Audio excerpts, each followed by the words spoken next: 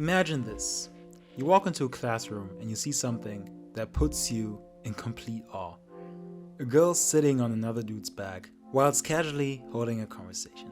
You later approach that guy to ask what the hell he was doing. He then explains that he lets people, especially females, sit on him for 60 yen an hour, which is less than 50 pennies. I don't know about you, but for me, this is what rock bottom self-worth looks like. That was what I thought at first, but after analyzing Denji's psychology closer, I realized that something far more complex was happening. There's one part of Denji that he seemingly can't live without, and there's another part that he just doesn't understand yet.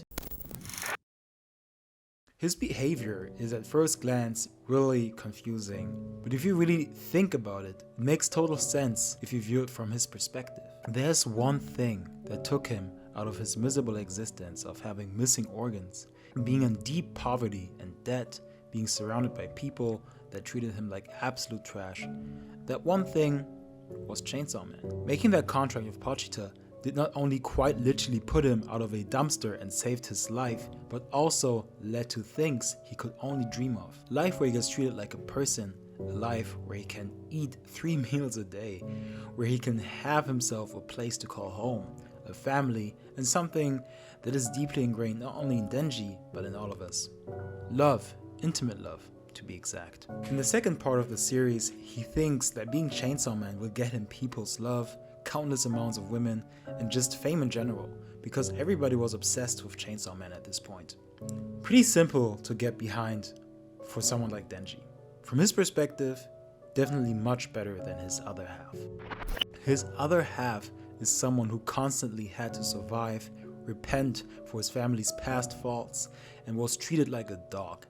Before he acquired the ability to turn into Chainsaw Man, he was just Denji. The problem is that he never had time to actually find out who Denji truly is. The story literally kicks off with him listing the organs he had to sell in order to pay off a portion of his debt. This should tell you enough. And if it wasn't for Pochita, he would have ended up chopped into pieces in a literal dumpster. On top of all that comes the Makima incident. Dealing with Makima, who didn't care about Denji as a person at all, only deepened his sense of not being worthy of any form of happiness in life. We see Denji deeply struggling with just being Denji. When forced to not turning into Chainsaw Man ever, it was clear that it deeply frustrates him. He had to choose between that and Nayata, the second inheritor of the Control Devil, who Denji became the caregiver of. He himself said that not being allowed to be Chainsaw Man was like something died inside of him, even though it would mean that he would have a normal life, which he longed for deeply. From chapter 133, we see how much it hurts him not to be Chainsaw Man. He basically loses sleep over it and asks himself if not being Chainsaw Man is a sacrifice he's able to maintain. And when he truly snaps, when things get way too difficult, he does what he knows and loves the most, being Chainsaw Man, even if it means losing the person he cared for most. You may not realize it, but this pattern of his is actually extremely dangerous. You could go as far as to say it is a vicious cycle. The more frustration he experiences in life, the more he has to rely on Chainsaw Man, and if he relies on Chainsaw Man too heavily, his problems will even increase further because revealing his identity will cause big troubles for the people he loves and even get them killed. And when Denji hits rock bottom and shuts down again, like he did with Makima, chances are pretty high that he might never turn back into his true self again. Seems like a pretty hopeless situation, but at the same time also pretty easy to understand. Just don't be Chainsaw Man. For normal people, this would be a very doable thing, but our main character is quite special. What holds him back the most though is his lack of emotional intelligence. Denji always spent most of his life trying to survive. When Aki and Power were alive, we saw that there was a pretty clear hierarchy.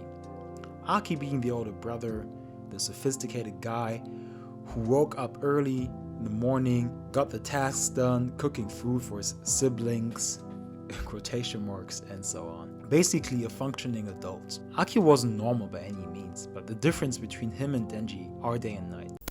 And what's honestly surprising is the problem that Denji has shows in more people than you might think. While we most likely didn't experience a life as difficult as his, we still have a clear need to sustain ourselves, being self-reliant one day, picking a job or a career that can fulfill our financial needs, and so on. Many of us had these childhood dreams when growing up, going to the league, becoming an astronaut, being a singer, painter, something extravagant. But life will ruthlessly test you, and your ambitions and chasing a dream, a certain lifestyle, seem so far out of sight that we come to terms with it one way or another.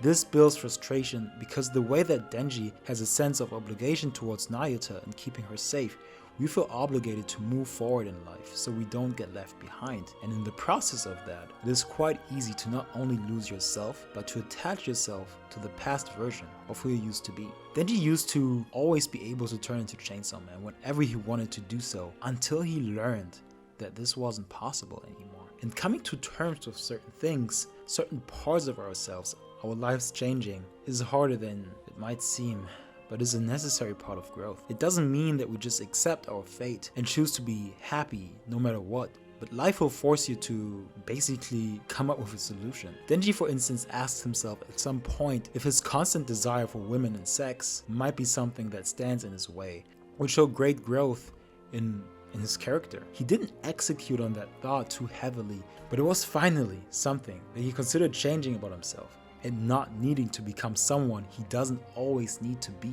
And that's the beauty in a story like Chainsaw Man.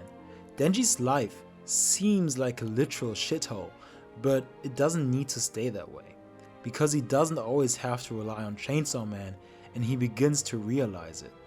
He begins to reflect on his flaws and asks himself if he should just learn how not Chainsaw Man but Denji can find a solution to a certain problem. And as we age, get older, we are not the kid from high school anymore that, didn't have all these responsibilities, but our current version might have more in store that we give it credit for. Guys, real quick, if you made it this far, I thank you very much. If you like this analytic type of video style where I don't just go self-improvement mode, but I just focus more on the character and his problems and how this problem could translate to the real world, to us basically, then hype the video up, like it, and also write it in the comments what I could have mentioned, what you agreed with, all that stuff. And I appreciate you guys. Like the video, subscribe, hype me up, and I see you in the next one. Also sub to the channel. See y'all.